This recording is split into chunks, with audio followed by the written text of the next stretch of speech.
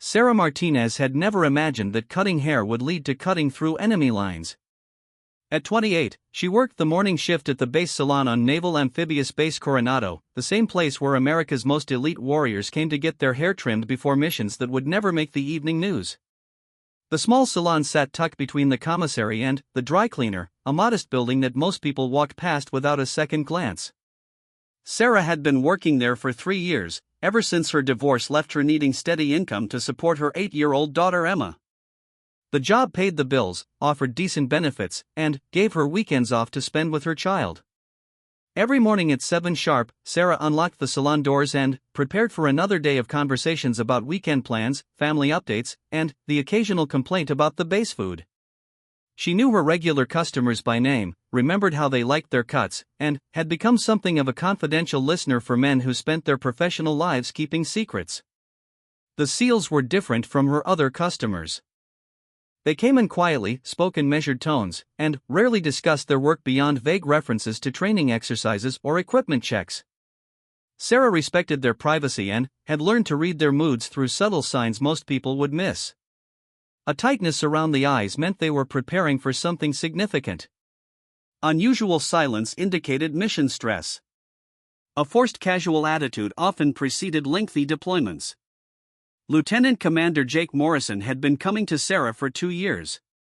Unlike many of his teammates who preferred the base barbershop's military precision, Jake appreciated Sarah's attention to detail and her ability to maintain professional boundaries while still being personable. She knew he had a wife named Linda, 2 young sons, and a dog named Ranger, but she also knew better than to ask about his work schedule or travel plans. On that Tuesday morning in October, Jake arrived for his usual appointment but seemed different. His normally composed demeanor carried an undercurrent of tension that Sarah recognized but couldn't place. As she worked, trimming the sides with practiced efficiency, their conversation remained light but felt forced. "Emma's got a school play coming up," Sarah mentioned, making small talk as she always did. "She's playing a tree, which she insists is the most important role because nothing else can grow without trees." Jake smiled, but it didn't reach his eyes. Kids have interesting perspectives on importance. They do. Sarah continued cutting, noticing how Jake kept checking his watch. "Everything okay? You seem a bit distracted today." "Just thinking about some upcoming training," Jake replied, his standard deflection when work matters pressed on his mind. Sarah nodded and continued working. She had learned that pushing for details only made her customers uncomfortable, and she genuinely cared about maintaining the trust they placed in her. The salon was meant to be a neutral space where these men could relax, even briefly, from the pressures of their demanding careers. As she finished Jake's cut, applying the hot towel treatment he always requested, Sarah noticed activity outside the salon windows that seemed unusual. More personnel than normal were moving with purpose across the base, and several vehicles she didn't recognize were parked near the administrative buildings. "Looks busy out there today," she commented casually. Jake glanced toward the window, his expression tightening almost imperceptibly. Always something happening on base. After Jake left, Sarah's day continued with its normal rhythm. Chief Petty Officer Rodriguez came in for his monthly trim, followed by 2 younger SEALs who were new to the team and still adjusting to the informal dynamics of base life. Each appointment proceeded normally, but Sarah couldn't shake the feeling that something was building beneath the surface of routine. Around noon, as Sarah was cleaning her station between appointments, she overheard a phone conversation from the small office behind the salon. Her supervisor, Mrs. Chen, was speaking in urgent, hushed tones about scheduling changes and coverage requirements. The words emergency protocols and extended operations drifted through the partially open door. Sarah continued her work, but a growing sense of unease settled in her stomach. In her 3 years at the salon, she had witnessed the subtle signs that preceded major operations. Personnel movements increased, families received carefully worded updates about training exercises, and the normal base routine shifted in ways that only someone paying attention would notice. That afternoon brought more familiar faces with the same underlying tension she had observed in Jake. Master Chief Thompson, normally jovial and talkative, sat silently through his entire appointment. Petty Officer Williams, who usually shared stories about his weekend fishing trips, seemed lost in thought and barely responded to Sarah's questions. By closing time, Sarah realized she had spent the day cutting hair for men who were mentally preparing for something significant. The professional distance she maintained prevented her from asking direct questions, but her instincts told her that whatever was happening would impact many of the people she saw regularly. That evening, Sarah picked up Emma from after-school care and drove home to their small apartment off base. As they prepared dinner together, Emma chattered about her upcoming tree performance and asked questions about why her father never visited anymore. Sarah provided gentle, honest answers while her mind remained partially focused on the day's observations. After Emma went to bed, Sarah sat on her small balcony with a cup of tea, looking toward the base lights in the distance. She had chosen this apartment partly because it offered a view of Coronado, and, on quiet nights, she sometimes found comfort in seeing the familiar glow of the place where she worked. Tonight, however, the base seemed more active than usual. Lights blazed in buildings that were normally dark after evening hours, and she could see vehicles moving with more frequency than typical for a Tuesday night. Her phone remained silent, which meant her supervisor hadn't called with any scheduling changes or emergency coverage requests. Sarah had learned to read the rhythm of military life through the men who sat in her chair. She knew when deployments were coming by the way conversations shifted from future plans to present moment focus. She could sense mission stress in the way customers held their shoulders or the topics they avoided discussing. Tonight, everything she had observed pointed towards something larger than routine training. As she prepared for bed, Sarah checked her phone one final time. No messages from work, no unusual notifications, nothing to suggest that her normal Wednesday schedule would be disrupted. She set her alarm for 6:30, the same time she had awakened every weekday for 3 years, and tried to push aside the feeling that tomorrow might bring something entirely unexpected. Sarah fell asleep thinking about the men who trusted her with their appearances before facing whatever challenges their profession demanded. She took pride in sending them out looking sharp and feeling confident, even when she could only guess at the magnitude of what they were about to encounter. In her mind, providing that small service was her contribution to something much larger than herself. The last thing Sarah remembered before drifting off was Jake's expression as he checked his watch during his appointment. She had seen that look before, but never quite so intense. Whatever was coming would test everyone involved, and, somehow, she felt certain that her quiet routine was about to change in ways she couldn't yet imagine. Wednesday morning arrived with an urgency that shattered Sarah's normal routine before she even reached the base. Her phone rang at 5:45, jolting her awake 15 minutes before her alarm. Mrs. Chen's voice carried a tension Sarah had never heard before. "Sarah, I need you here early today. Can you be in by 6:30?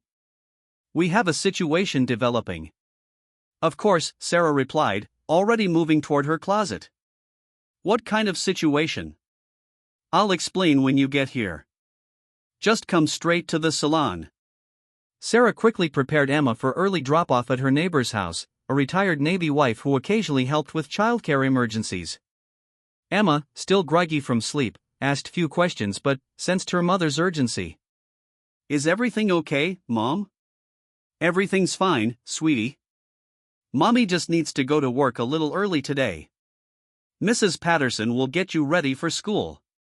The drive to base took longer than usual due to increased security procedures at the gate. Guards were checking IDs more carefully, and several vehicles were being directed to secondary inspection areas. Sarah's civilian contractor badge got her through without delays, but she noticed additional personnel stationed at points that were normally unmanned. When Sarah arrived at the salon, she found Mrs. Chun waiting with 3 other women she didn't recognize. All wore serious expressions and spoke in the same hushed tone she had overheard the previous day. "Sarah, these ladies are from base operations," Mrs. Chen explained. "They need to brief you on some special procedures we'll be implementing today." The tallest woman, who introduced herself as Commander Patricia Wells, stepped forward with a clipboard and a bearing that immediately commanded attention. "Ms. Martinez, we understand you've been providing services to several members of SEAL Team 5? "Yes, ma'am. I have several regular customers from the team. Those men are currently engaged in a high-priority operation that has encountered unexpected complications. We need your help with something that falls outside normal protocols." Sarah felt her stomach tighten. What kind of help? Commander Wells consulted her clipboard before continuing. 12 hours ago, a joint operation in the South China Sea went sideways. Our people are currently surrounded by hostile forces estimated at 63 combatants. Communication is limited, but we know they're alive and holding defensive positions. The words hit Sarah like a physical blow. The faces of her regular customers flashed through her mind, Jake with his quiet professionalism, Chief Rodriguez with his gentle humor, the younger SEALs who were still finding their confidence. All of them were somewhere across the ocean, fighting for their lives. I still don't understand how I can help, Sarah managed to say. The operation requires civilian contractors with specific clearances to support logistics coordination, Commander Wells explained. Your background check for base access, combined with your familiarity with our personnel, makes you eligible for emergency deployment as a communications liaison. Sarah stared at the commander, certain she had misheard. You want me to go where? A forward operating base approximately 40 miles from the action zone. You wouldn't be in direct combat, but you would be supporting rescue coordination efforts. The mission requires someone who can help identify personnel from voice communications and provide personal details that might be crucial for extraction planning.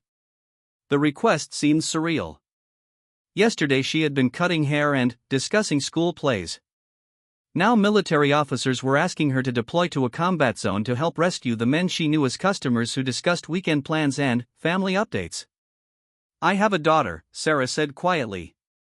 I can't just leave her. We understand, and arrangements have been made. Your daughter will be cared for by base family services, and you'll receive combat pay plus hazard compensation. More importantly, the information you possess about our people could be the difference between a successful rescue and a failed mission. Mrs. Chin stepped forward, placing a supportive hand on Sarah's shoulder. Sarah, I know this is overwhelming, but these men trust you. You know details about them that could matter in ways we can't predict. Their lives might depend on having someone who understands their personalities and backgrounds. Sarah closed her eyes, trying to process the magnitude of what was being asked. She thought about Jake checking his watch during his last appointment, the tension she had sensed in all her customers the previous day, the feeling that something significant was building. What exactly would I be doing? Commander Wells opened a folder and pulled out several documents. You would be stationed at a secure communications center, monitoring radio traffic and helping identify voices when communications come through. You might also be asked to provide personal information that could help with psychological assessment of our people's condition and decision-making capabilities. What kind of personal information? Family details, stress responses, decision-making patterns, anything that might help our commanders understand how our people are likely to react under extreme pressure. For example, if someone's voice indicates severe stress, knowing about their family situation might help predict whether they'll take unnecessary risks or maintain discipline. The responsibility felt enormous. Sarah realized that her casual conversations with these men over the past 3 years had given her insights that could prove crucial in a life-or-death situation. She knew which ones had young children at home, who was dealing with marital problems, which personalities were more likely to take calculated risks versus those who might act impulsively under pressure. How long would I be gone? Unknown. Could be 24 hours, could be a week. The situation is fluid. Sarah thought about Emma, about her quiet life away from the complexities and dangers of military operations. She had chosen civilian work specifically to avoid the uncertainties that came with military service. But the men who sat in her chair every week weren't just customers, they were people she genuinely cared about, and they were in trouble. When would I leave? Transport departs in 3 hours. You would fly to Hawaii, then to Guam, then to the forward operating base. Total travel time approximately 18 hours. Sarah felt the weight of decision pressing down on her. She had never been on a military transport, never been anywhere near a combat zone, never been asked to contribute to anything more dangerous than a perfect haircut. The idea terrified her, but the thought of Jake, Chief Rodriguez, and the others fighting for their lives while she remained safely in her salon felt worse than fear. If I say yes, what happens to Emma?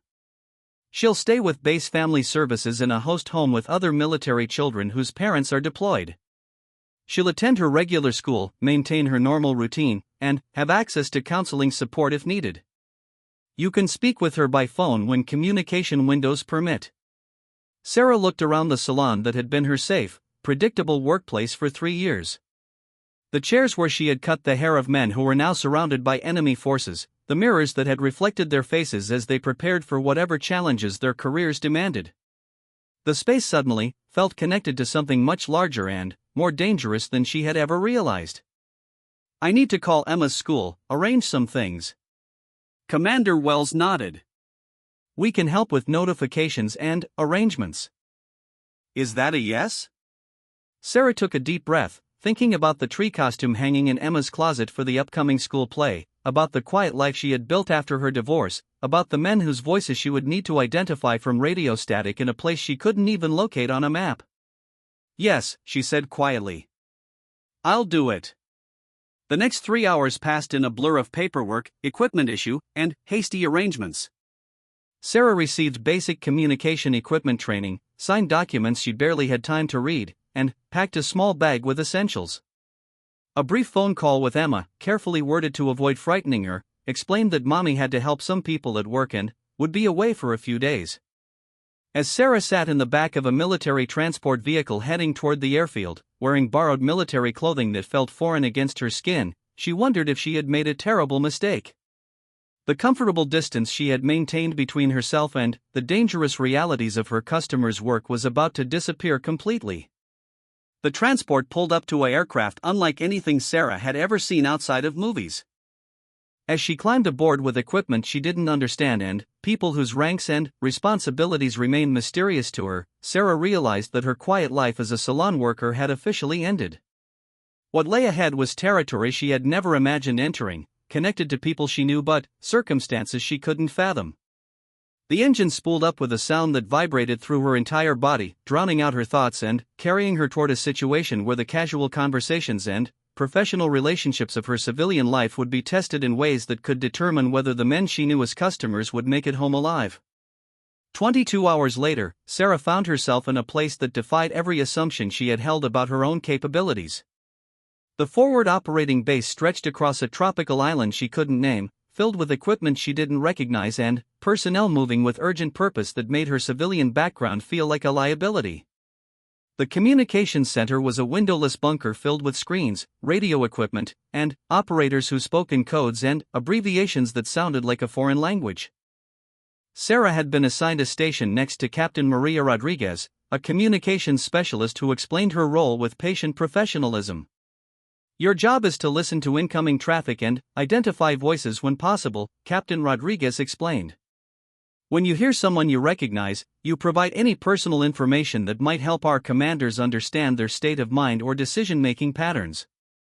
Sarah put on the headset and immediately heard the reality of what her customers were facing.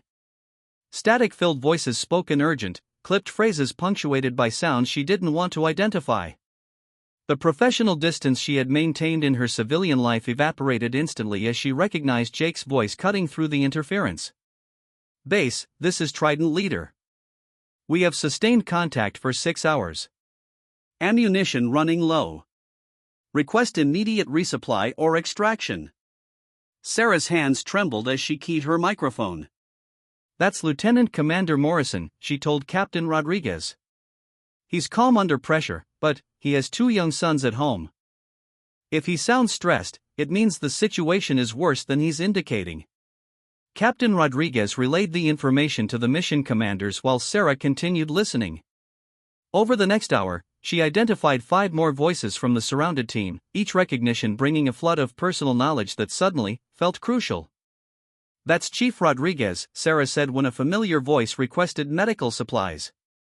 He mentioned back problems during his last appointment. If he's not complaining about discomfort, he's probably injured more seriously than he's reporting.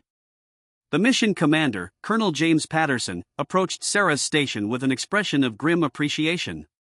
Ms. Martinez, the personal insights you're providing are helping us understand our people's actual condition versus what they're reporting. Keep it up.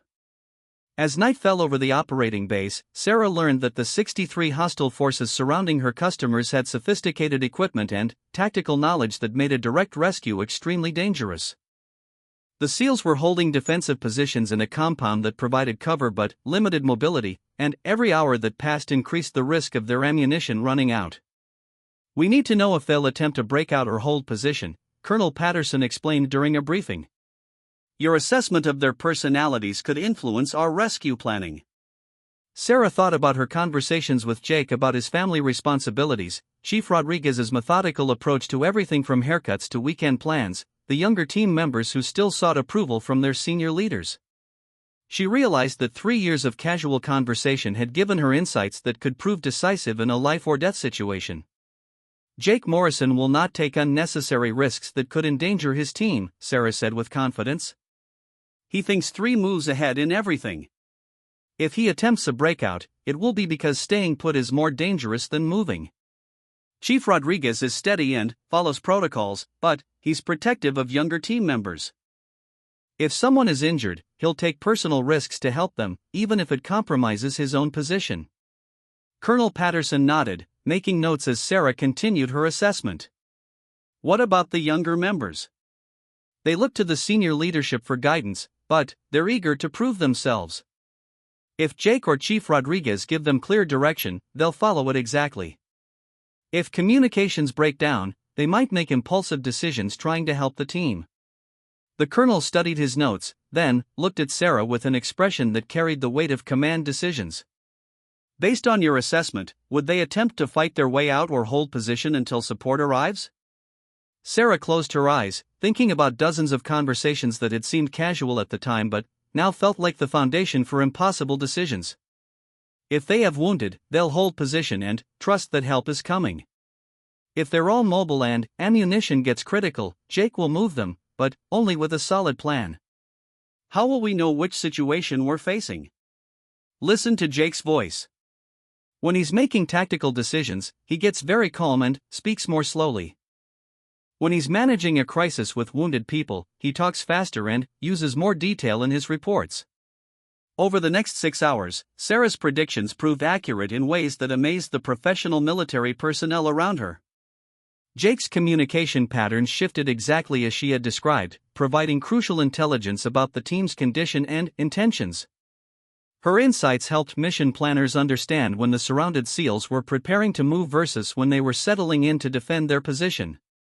At 0300 hours, the breakthrough came in a form nobody had anticipated. Sarah recognized a voice she hadn't heard in months, Petty Officer Williams, who had transferred to a different unit after his last haircut. His voice came through on a different frequency, indicating he was part of a rescue force approaching the surrounded team's position. "That's Williams," Sarah announced excitedly. "He was assigned to SEAL Team 3 6 months ago. If he's out there, it means they have support coming." The communications center erupted with controlled excitement as operators coordinated between the trap team and the approaching rescue force. Sarah found herself providing rapid-fire assessments of personalities on both sides of the operation, helping commanders understand how different team members would react to various rescue scenarios.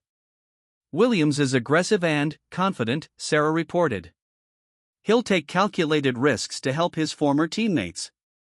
Jake will recognize his voice immediately and trust his judgment. Chief Rodriguez worked with Williams for 2 years, they have established communication patterns."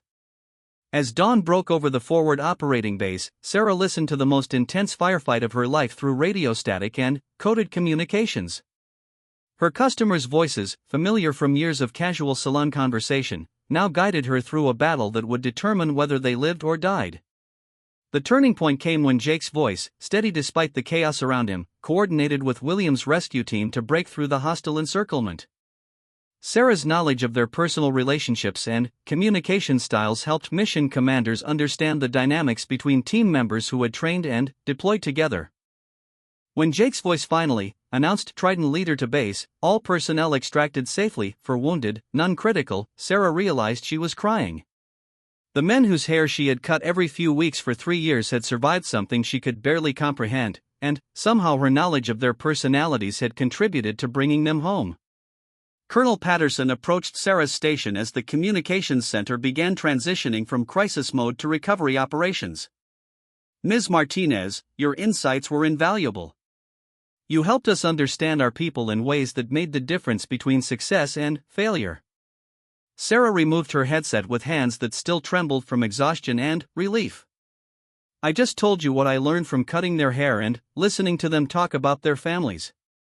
Sometimes the most important intelligence comes from the most unexpected sources," the colonel replied. "You proved that civilian contractors can contribute to military operations in ways we never considered." 48 hours later, Sarah stood in the same salon where her extraordinary journey had begun, preparing to cut Jake Morrison's hair as he recovered from minor injuries sustained during extraction. The space looked identical to how she had left it, but Sarah felt fundamentally changed by what she had experienced. "I hear you helped with communications during our little adventure," Jake said casually as Sarah began his haircut. "I did what I could," Sarah replied, maintaining the professional boundaries that had always defined their relationship, even though she now knew the sound of his voice under combat stress. "Well, whatever you did, we appreciate it. The guys wanted me to tell you that." Sarah continued cutting, processing the surreal nature of resuming normal routine after participating in something so intense. The familiar rhythm of her work felt comforting, but she knew that her understanding of what her customers faced had changed forever. As she applied Jake's usual hot towel treatment, Sarah realized that her role as a simple salon worker had evolved into something she had never expected. She was still the person who helped these men look sharp and feel confident, but now she also understood the magnitude of what they faced when they left her chair. That evening, as Sarah picked up Emma from the base family services program and listened to excited stories about the tree costume and upcoming school play, she reflected on how drastically her life had changed in just 1 week. She had traveled to places she couldn't discuss, participated in operations she barely understood, and discovered capabilities she hadn't known she possessed. But, most importantly, she had learned that her quiet contribution to the lives of extraordinary people was more significant than she had ever imagined. In a world where the difference between life and death could depend on understanding someone's personality under pressure, even a salon worker could become crucial to bringing heroes home alive. The next morning, Sarah unlocked the salon doors at 7 sharp, prepared for another day of cutting hair and casual conversation. But now she listened more carefully, observed more closely, and understood that every interaction might someday matter in ways she couldn't predict. Her customers remained the same professional warriors they had always been, but Sarah's appreciation for their sacrifice and her role in supporting them had deepened in ways that would last forever.